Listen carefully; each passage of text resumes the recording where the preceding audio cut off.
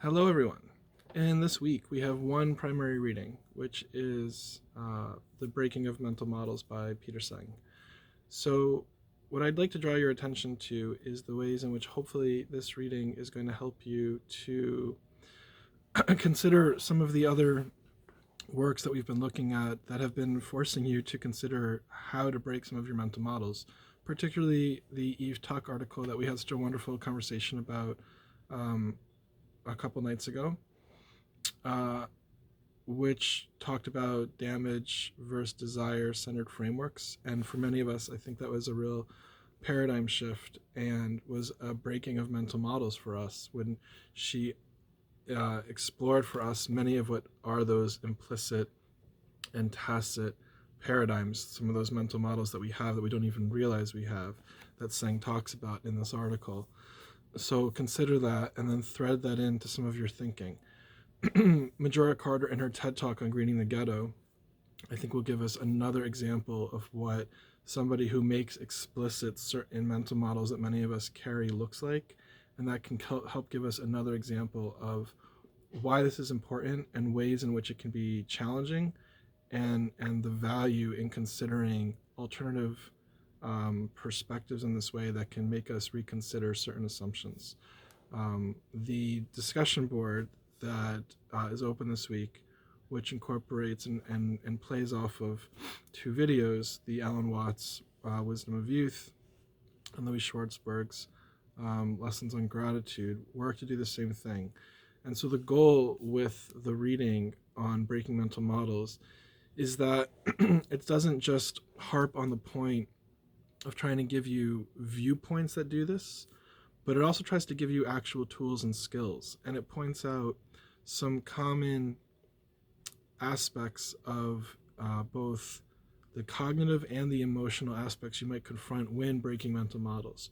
Things like frustration or certain other emotions that you might encounter both with self or with others when engaging in this work. So I think we all know, whether it's intuitively or through experience, that when you are confronting people's mental models, that they don't like that a lot of times.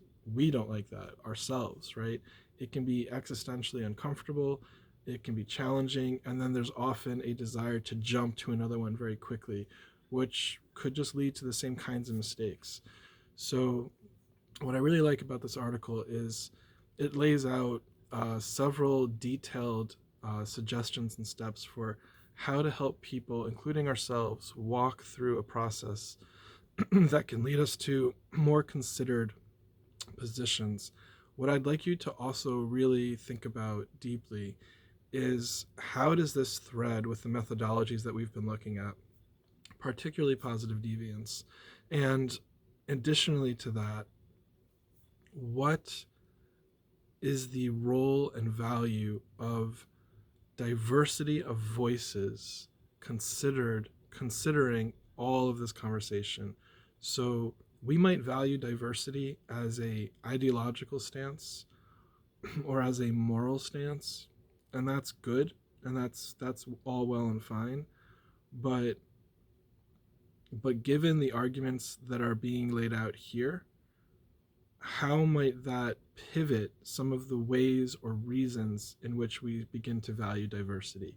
Does there become a more philosophical argument for why one might value diversity? Does there become a more epistemological reason or methodological reason, for example, for why diversity becomes a necessity?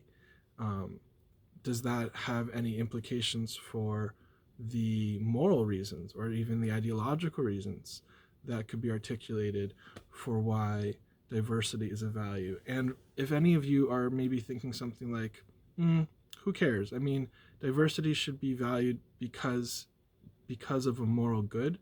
Um, I wouldn't necessarily disagree with that opinion. I certainly could hear that argument, but I would also ask you to look at a very interesting book and set of works by Haidt, who wrote that chapter we read early on in the course on the hive switch, which comes from his larger book called something like Why Good People Disagree Over Politics and Religion. And in that, he lays out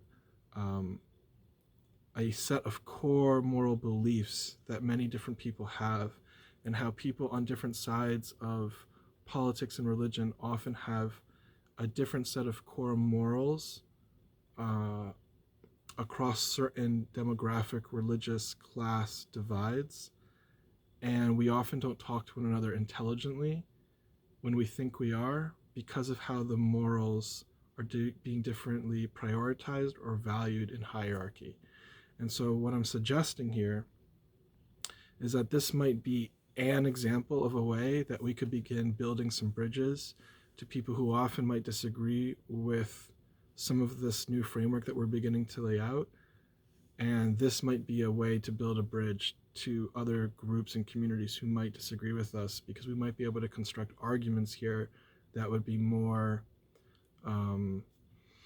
amenable to their own values as well. And I think that is something that we would all be able to agree has meaning.